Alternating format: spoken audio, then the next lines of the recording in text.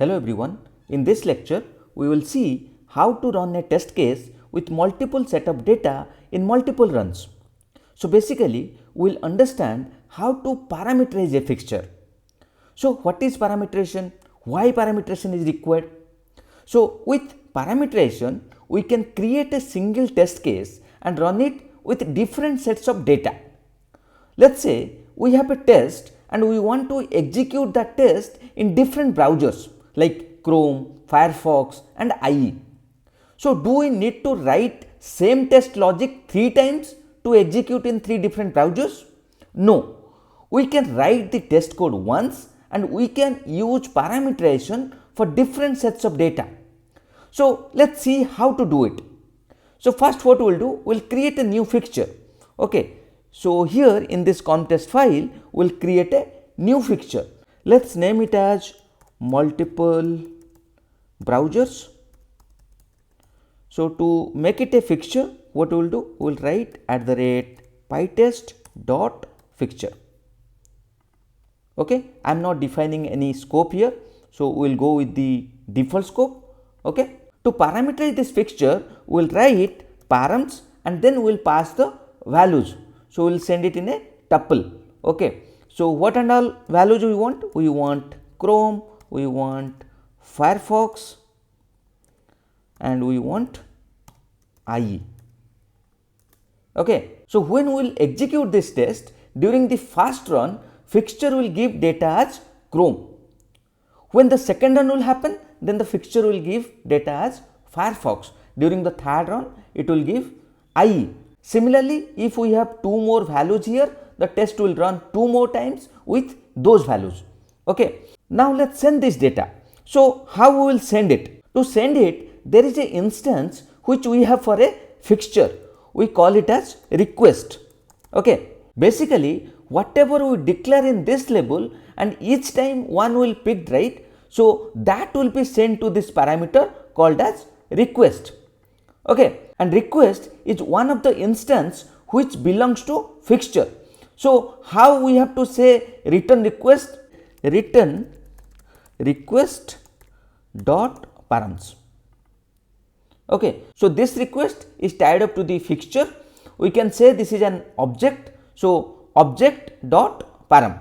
Okay, so when we say like this, for the first time Chrome will be picked and it is sent, and then Firefox will be picked and then it is sent, then IE will be sent. Okay. So this is a new concept. We need to use this request instance only when we have a fixture with some values available. Okay. So let's go to our actual test. So let me write a new test. So new Python file. Let me name it as test underscore parameterization. Okay. Let me write a new test. We will name it as multiple browser, and here we will try to print. Let's say we are doing some login. Login is successful. Let's say we are testing login scenario in 3 different browsers. Okay. Now we will try to call this fixture. So what is the fixture name? Fixture name is multiple browser. So we will call the fixture here. Okay. Multiple browsers. And what we will do? We will use this fixture here, right? So print login is successful and then we will say in which browser. We will get to know in which browser the login is successful. Okay, that's why I am writing it multiple browsers here. So let's execute and see. Okay, so let me go to our terminal, and here what we will do? We will write PyTest and then test underscore parameterization, then minus v minus s. Okay, see there is no test. Why? Because what name I have given here? Multiple browser. So it is not considering it as a PyTest. So we should name it as test underscore. Okay. Now let's execute. Okay. So it says there is no attribute params. Okay. So we should go here and let me change it to param. Okay. So let's run. Okay. Now we see 3 tests are getting executed. See, login is successful in Chrome. Then login is successful in Firefox, login is successful in IE. So the test got executed 3 times in 3 different browsers.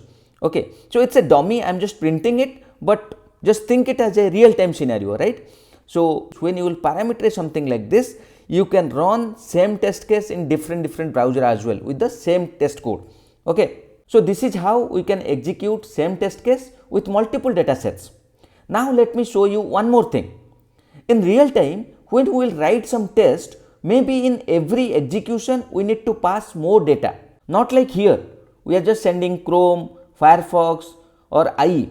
So what we can do? We can wrap our data in square bracket, okay, something like this, okay.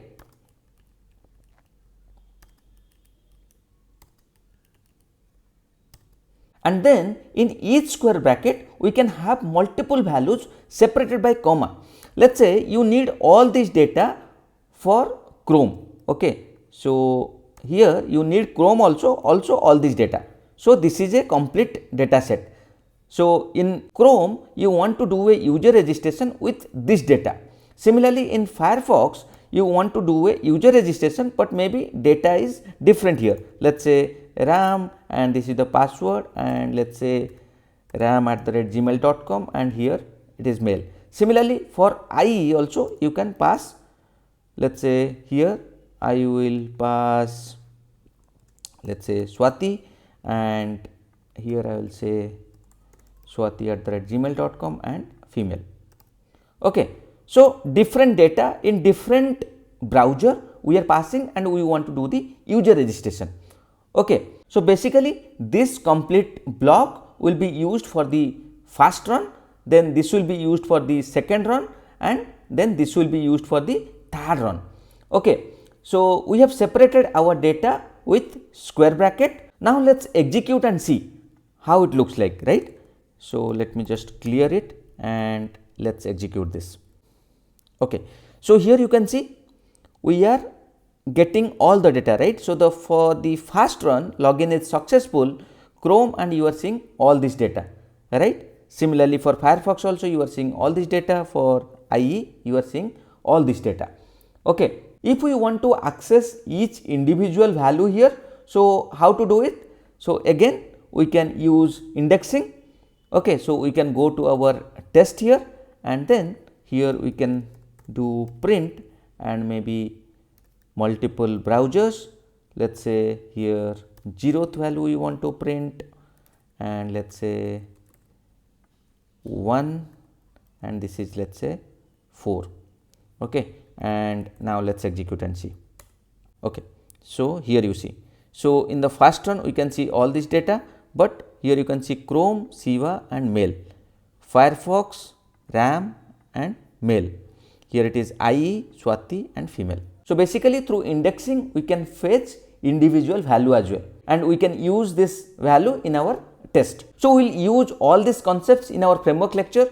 So just try to understand all these concepts, how to use it. Okay. Now let me show you one more thing. So how we can do parameterization for a simple test. Now I just showed you parameterization for a fixture, right? So now I will show you how you can do parameterization for a simple test. So let me take a simple test. Let's say def test underscore add. So here what we will try to do, let's say we have two numbers a comma b, we'll just add these two numbers, and finally we will get some result here. And then what we will try to do, we will try to verify, we will just put some assertion, assert a plus b equal to result. Okay. So we want to test this with multiple setup of data. Okay. So how we will do the parameterization? If someone will ask you to test this, right, you can just do, let's say 5 plus 6 equal to 11 or not. Let's say -1 plus 5 equal to what is the result. So something like that, right. So you can use different kind of data here. So first we will do parameterization here. To parameterize we can write PyTest dot mark dot parameterize. Okay. And then we can send these parameters a comma b comma result. Okay. Then we can send different setup of data. So maybe we will send 1 comma 2, the result will be 3, and similarly we can send -1 comma 4 and the result will be 3, and similarly we will send 5 comma 0 comma 5. So basically we are trying to cover different kind of data. So here we are sending all the input parameters separated by comma. Then for the data sets, we are sending it as a list of tuples where each tuple contain the values of the parameters. Okay. So now let's execute and see. Before to that, let me just comment out this. So only this test can execute. So okay. So here we can see the test got executed 3 times and all are passed now. Okay. If you just want to make it fail, maybe you can just write, let's say 508. So the test should fail now. Okay, one test got failed. So now you understood how this parameterization works and how this parameterization is very helpful in testing. It will reduce duplicate code. We don't need to write same test logic again and again for different data.